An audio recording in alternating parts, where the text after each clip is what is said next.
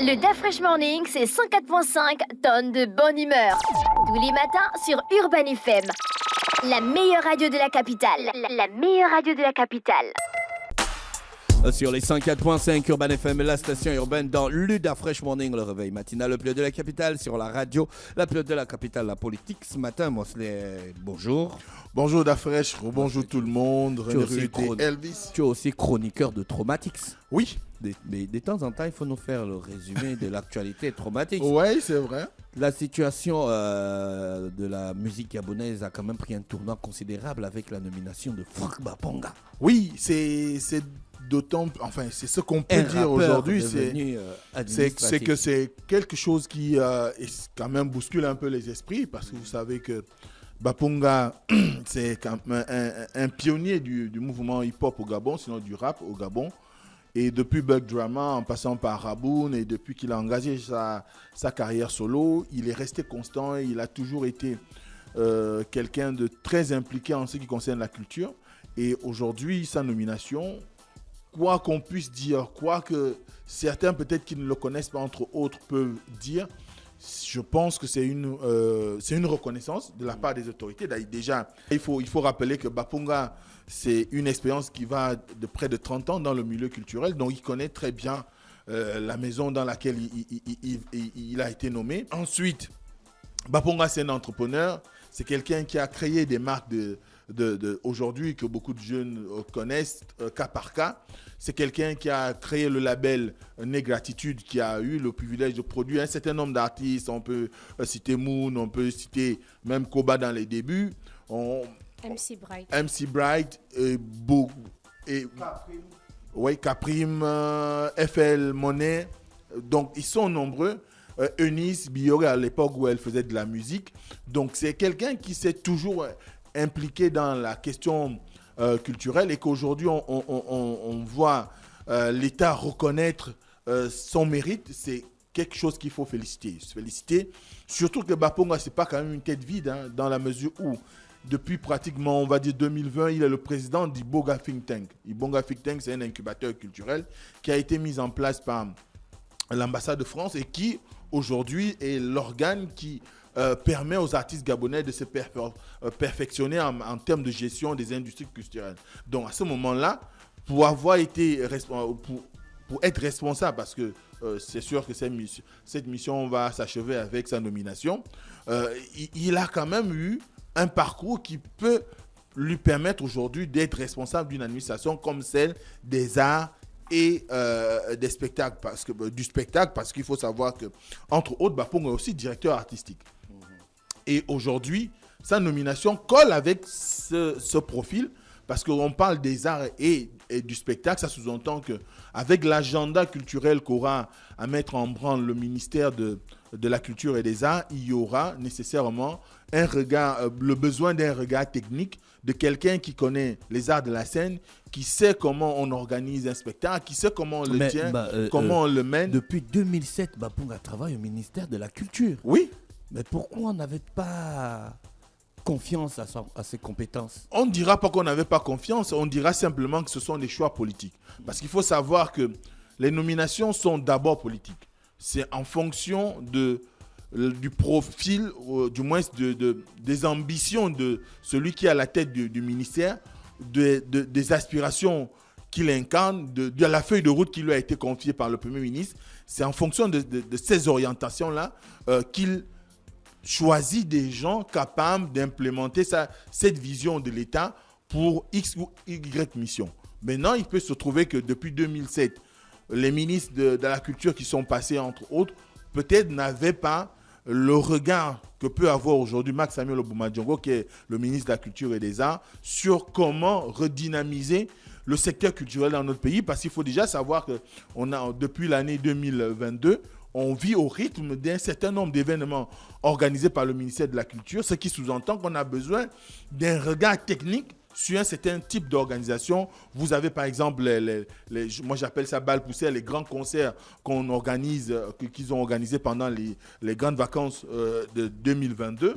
Vous avez également eu un certain nombre de prestations qui ont été organisés par le ministère de la Culture. Et dernièrement, le ministère de la Culture a récompensé les artistes durant la Nuit des Talents. Donc, derrière, il faut qu'il y ait une équipe où il y ait un certain nombre de personnes qui soient en mesure de porter un dossier, parce qu'on est dans un ministère peut-être qui n'avait pas toutes les ressources possibles, qui a peut-être aussi de la ressource, mais qui a besoin aussi d'une certaine fraîcheur en termes de regard. Parce que quand on est acteur et qu'on maîtrise son domaine, eh ben, on est en mesure de pouvoir donner un certain nombre d'idées pour parfaire ou améliorer ce qui est proposé.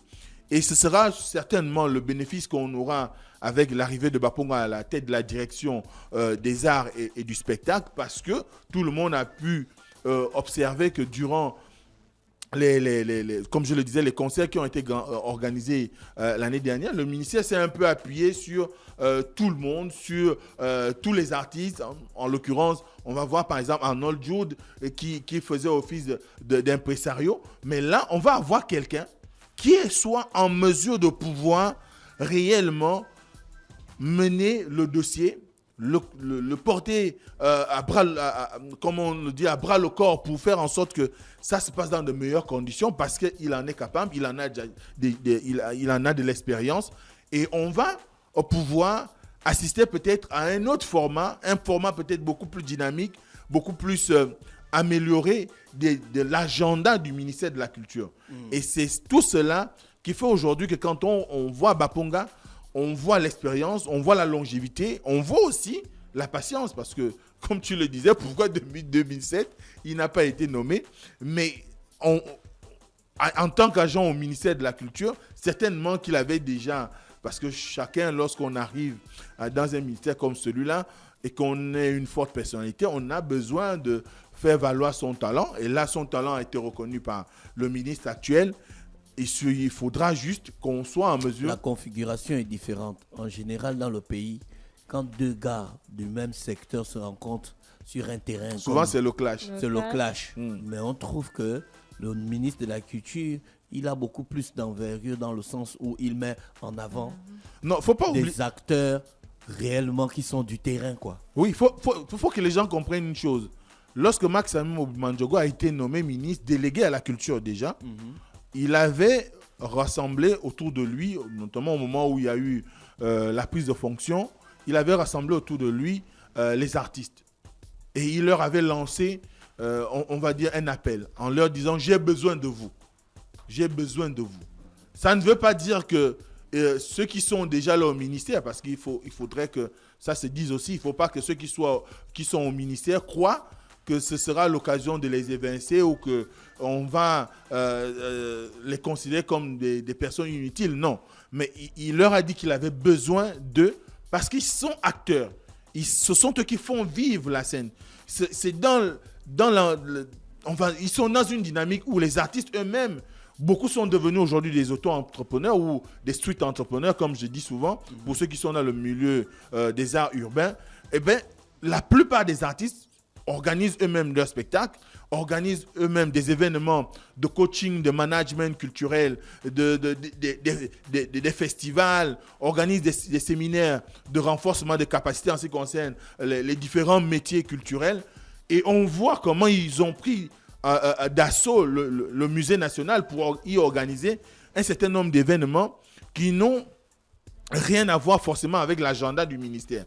Donc, Max Madjongo est conscient du potentiel qu'il y a dans le monde culturel, que les artistes, qu'ils soient plasticiens, musiciens, peintres, décorateurs, chanteurs, rappeurs et tout ce qu'on veut, le potentiel qui est le leur, il est conscient de ce potentiel puisque lui-même, il sort aussi de ces milieux, il sait comment il y a un foisonnement, non seulement en termes de créativité, mais aussi un foisonnement intellectuel, parce que c'est quand même quelque chose qu'on peut... Il sait aussi qu'il y a un foisonnement d'ego. Oui, nécessairement, lorsqu'il y a des gens qui sont des mêmes milieux et qui, dans le processus en termes de besoin de s'auto-affirmer, il y a forcément des moments où il y aura des frottements. Mais ce qui est sûr, c'est que si on prend la personnalité du ministre actuel et on prend Baponga, Baponga, c'est pas quelqu'un de belliqueux. Baponga, c'est pas quelqu'un qui soit dans une dynamique revancharde ou qui soit dans un engagement pour dire je vais m'imposer. Non, Baponga, c'est quelqu'un qui est conciliant. Et d'ailleurs, c'est la raison pour laquelle il avait été élu comme président du Bonga Think Tank, parce que Baponga s'est rassemblé autour de lui. Baponga sait communiquer avec les autres. Il sait appeler les autres. Il sait prendre conseil. Moi, pour le peu de temps que j'ai déjà eu à passer avec lui, il est toujours dans les conseils. Et peut-être aussi, c'est parce que son ancrage dans le monde religieux fait qu'aujourd'hui, Baponga se considère comme, on va dire, le grand frère de tout le monde. C'est-à-dire, quand il est avec vous, son engagement, c'est de pouvoir distiller des petits conseils, ça et là, des petites orientations sur ce que vous faites. C'est toujours le premier à féliciter les autres, à peut-être même interpeller pour dire, tu as fait une scène là-bas, bon, moi je pense que tu aurais pu faire ceci ou cela. Donc, il y a un certain nombre de qualités que ces derniers ont qui font que, quand on regarde même l'environnement musical national, il n'est pas trop dans les clashs. Parce que ça part aussi de là, il faut voir.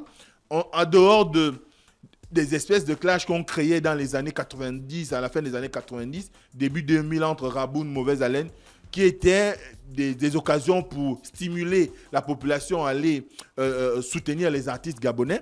Mais Baponga de lui-même, il y a beaucoup de jeunes qui ont souvent eu tendance à le titiller, mais il n'a jamais réagi de façon à aller faire, on va dire, la bagarre, comme beaucoup, comme qu'on connaît dans la sphère musicale gabonaise.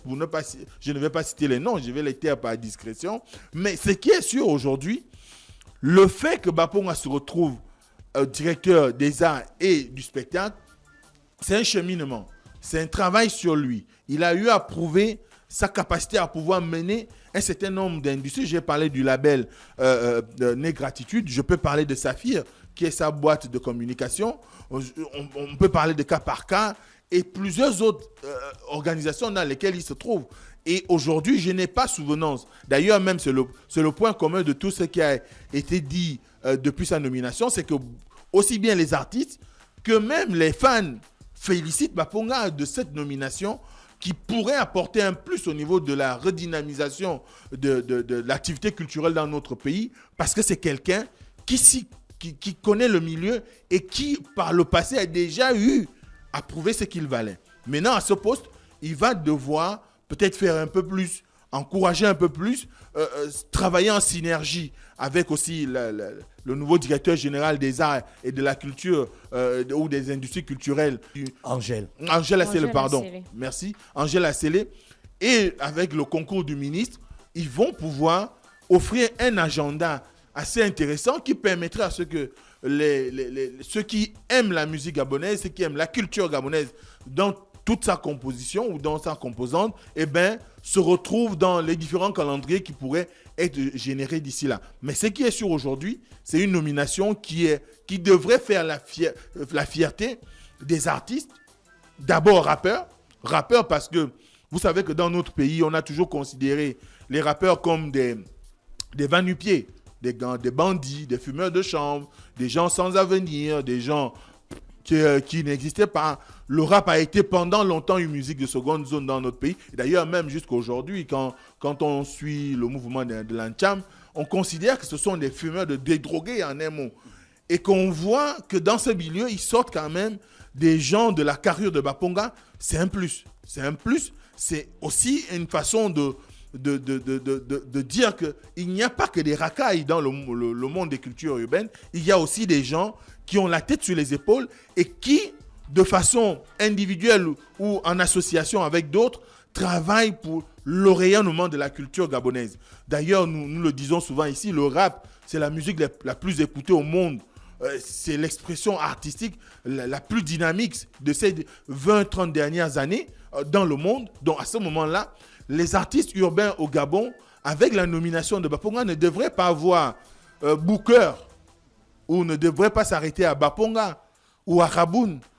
Derrière, il y a aussi l'homme qui s'est auto-formé, l'homme qui a des qualités, l'homme qui est agent public, parce que fonctionnaire au ministère de la Culture, parce que j'ai vu des gens écrire tout et n'importe quoi, mais beaucoup de personnes ne connaissent pas la personne. C'est pas parce que vous avez vu quelqu'un sur scène que vous donnez la latitude de penser qu'il n'a aucun mérite. Et c'est aussi le fort des artistes gabonais, c'est que beaucoup font de la musique par passion. Du moins, j'espère que ça va changer avec l'engagement qui est celui du chef de l'État, du gouvernement, du Premier ministre et du ministre de la Culture, qui est celui de professionnaliser le secteur, mais également de pouvoir réellement donner un statut à l'artiste gabonais. D'ailleurs, dernièrement, vous avez vu que, je crois lundi, les artistes, plus d'une centaine d'artistes sont allés se faire enrôler à la CNMGS. C'est déjà un pas important. Ça veut dire qu'il y a un travail de fond qui est mené déjà par les autorités. Avoir des gens qui sont dans le secteur, qui viennent appuyer les efforts de l'État, ça va être un plus. Donc à ce moment-là, les jeunes artistes doivent prendre exemple sur des personnes comme Angela Sélé ou encore Frank Bapunga, parce que ce sont des gens qui sont là depuis fort longtemps, mais qui n'ont jamais été dans un registre d'expression d'un ego démesuré. Bapunga reste le gars accessible. Bapunga a toujours été quelqu'un de disponible lorsqu'on a besoin de lui.